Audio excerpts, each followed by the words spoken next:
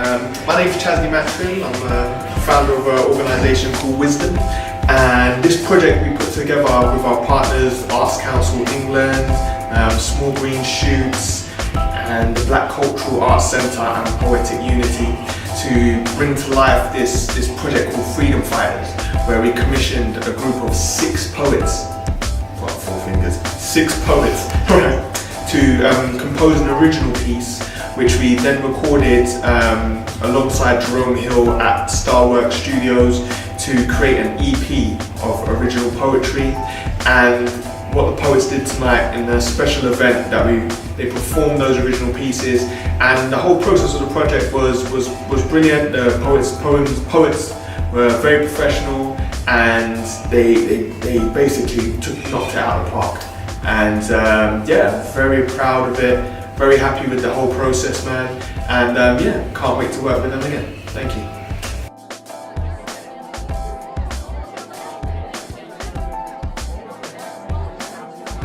And everyone always asks me this question. I can never explain it because it's so personal to me. Poetry is something that is really internal, and it only becomes external once you're on a stage and you start talking.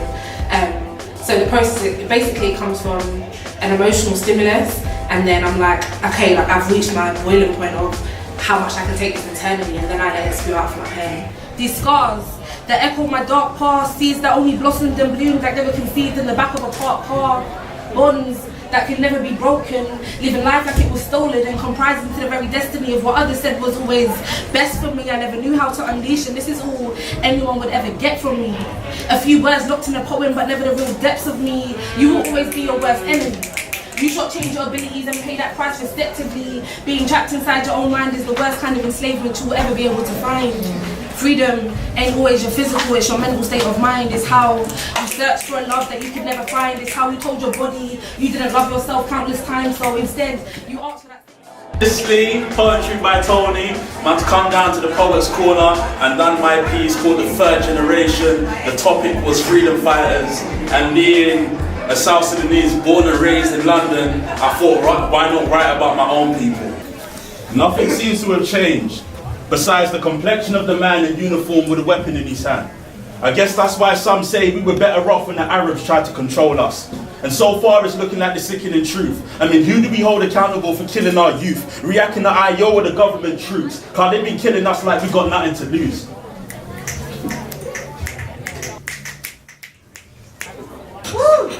And in some places, there's nobody left. But God's my witness, if this continues in the entire country, there'll be nobody left. I've lost count of this place, and I know there's so many dead. I just hope our independence isn't something that we all later regret. Yeah, the piece I performed tonight is called New Slaves, just basically a bit of a background about, how I feel like the society we're in.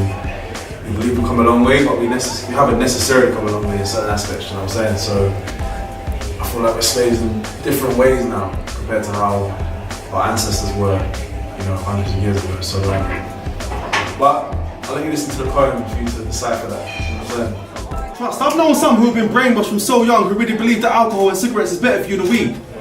The argument is that smoking the reefer is illegal, where smoking cigs and drinking is legal, but remember, slavery was legal, you know. Only abolished by the British Empire in 1833, then followed by the United States in 1865. But did you know there's a country in North Africa called Mauritania where for the darker and poorest mania because slavery wasn't abolished there until 1981. And even when that's said and done, the country continued to enslave because there was laws put in place to prosecute the slave masters. Prosecution laws weren't in place until 2007, and even now, in 2018, it's estimated that thousands of people are still enslaved in that country. But who cares? See, in the age of social media, updating your display picture or reposting your support is enough for most people. Truth is, we don't seem to fight as hard unless it directly affects us. But everything directly affects us. The butterfly effect is in effect every second in the Western world. The piece is called Forever and Always, and it's literally about being a freedom fighter of any sort, but having your family in mind, kind of the effects it's having on them, your potential female partner or your kids or whatnot, what things that's happening to them, the trauma that they're also facing, the fight that they're going through internally as they watch you leave to go and fight. That was the last time I had arms around me. I'm glad we hugged some more. Oppressors had arms and martyrs hugged the floor. In justice was the trigger. We shut our mouths off every round cost of life. We learned our lessons as marksmen arrived with loaded punctuation, because bullets are full stops when our words are weapons. You begged me not to go, knowing your pleas couldn't compete with my need for your freedom. If you're reading this, I know I must have died 1,000 times in your mind. So the piece I performed today is a piece called In Prison Minds, and it's basically about my fight with mental health and post-traumatic stress disorder. Fighting. Something I've been doing all my life, something I'm good at. I've had to fight for everything you can imagine and everything you can't, including freedom. You see, my mind is a prison I've been sentenced to for life, a life full of all sorts of bullshit, struggle and strife. I won't go into all the details, but it's something I know isn't right. Dealing with random things like waking up in the middle of the night, crying and screaming, sometimes throwing blind punches left and right, hoping I'll land one in the front with the bad guys tearing me apart in my mind, plagued with PTSD. Trapped and embodied by my overactive amygdala, recognizing everything as danger, so I snap. Overreact, get mad real quick, firing vicious words. I guess you could say my whole being is a clapback, yet if someone claps back, my mind tells me I should commit murder for that. The poem, which was basically a double entendre where I'm basically in prison trying to break out, but the prison is in my mind. At the end of each month, I cling on to a subtle glimmer of hope and application for parole. I bank on it. But this temporary freedom is like being placed in the Garden of Eden. The temptation increases on the evening, parole ends, and I attempt to make them meet again. I cannot bear to see my friends see me incarcerated, so I don't accept any visits. I dare not taint the image my aura once depicted. I'm restricted to 30 minutes a day to be myself in this place. Poetry is my truth, and the truth shall set me free. See, these managers see me as nothing more than a uniform, a number formed like a barcode. Ironically, these bars hold the keys to my release. Ironically, this pen is the key to be free from this pen. My thumb and index finger grip this hollow felt tip pen like a trigger, and I'm writing the right shot to execute my dreams. This prison break is a mission taking me to different stages. This prison break is a mission taking me from pages to performing on different stages. I've been caged in, just waiting to exhale, whilst detrimentally, potentially sitting in hell.